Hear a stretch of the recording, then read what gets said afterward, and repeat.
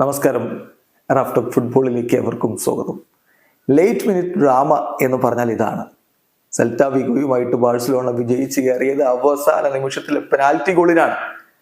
Robert Lewandowski എടുത്ത penalty ആദ്യം Celta വിഗോയുടെ goal keeper save ചെയ്തതാണ്. പക്ഷേ റഫറി റീടേക്കിന് ആവശ്യപ്പെട്ടു. ഗോൾ കീപ്പർ ലൈനിൽ നിന്ന് ആദ്യമായി പുറത്തേക്ക് വന്നിരുന്നു എന്നുള്ളത് കൊണ്ട് റീടേക്ക് എടുത്തപ്പോൾ ലെവൻഡോസ്കി കൃത്യമായിട്ട് പന്ത് വലയിലേക്ക് എത്തിച്ചു. ബാഴ്സലോണ വിജയിച്ച് കയറി. 2-1 വിജയമാണ് ബാഴ്സലോണ നേടിയിരിക്കുന്നത്. 2 ഗോളുകളും റോബർട്ട് ലെവൻഡോസ്കിയാണ് നേടിയത്. അതേസമയം സെൽറ്റ വിഗോയുടെ ഗോൾ കണ്ടെത്തിയത് ഇയാഗോ ആസ്പാസ് ആയിരുന്നു. സെൽറ്റ വിഗോയുടെ മൈതാനത്ത് വെച്ച് നടന്ന മത്സരത്തിൽ ബാഴ്സലോണയ്ക്ക് വേണ്ടി റോബർട്ട് ലെവൻഡോസ്കിക്കൊപ്പം മുന്നേറ്റങ്ങൾ നയിക്കാൻ ആദ്യ 11-ൽ വിക്ടർ റോക്ക് ഇറങ്ങി. വിക്ടർ റോക്കിന്റെ ആദ്യത്തെ സ്റ്റാർട്ടാണിത്. പക്ഷെ അദ്ദേഹത്തിന്റെ നേച്ചുറൽ പൊസിഷനിലല്ല കളിക്കുന്നത് എന്ന കാര്യം ശ്രദ്ധേയമാണ്. ഒപ്പം ലാമിൻ യമാലും ഉണ്ടായിരുന്നു. മറുഭാഗത്ത് ഇയാഗോ ആസ്പാസും സ്ട്രാൻ ലാർസനും ചേർന്നുകൊണ്ടാണ് സെൽറ്റ വിഗോയുടെ മുന്നേറ്റങ്ങൾ നയിച്ചത്. കളിയുടെ 45-ാമത്തെ മിനിറ്റിൽ റോബർട്ട് ലെവൻഡോസ്കിയിലൂടെ ബാഴ്സലോണ ലീഡ് എടുത്തതാണ്.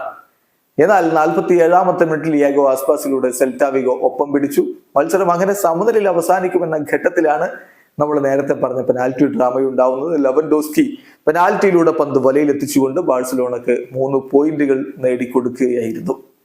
ഈ മത്സരം വിജയിച്ചതോടുകൂടി 25 കളികളിൽ നിന്ന് 54 പോയിന്റുമായിട്ട് ബാഴ്സലോണ പോയിന്റ് പട്ടികയിൽ 3-ാം സ്ഥാനത്ത് നിൽക്കുന്നു. അതേസമയം 24 കളികളിൽ നിന്ന് 61 പോയിന്റുള്ള റയൽ മാഡ്രിഡ് ഒന്നാമതും അത്രയും കളികളിൽ നിന്ന് 56 പോയിന്റുള്ള ജിറോണ ലാലിഗ പോയിന്റ് പട്ടികയിൽ ഇപ്പോൾ 2-ാം സ്ഥാനത്തുമാണ്. വീഡിയോ അവസാനിക്കുന്ന ഫുട്ബോൾ ലോകത്തെ കൂടുതൽ വിശേഷങ്ങളുമായി റാഫ് ടോക്സ് വീണ്ടും എത്താം.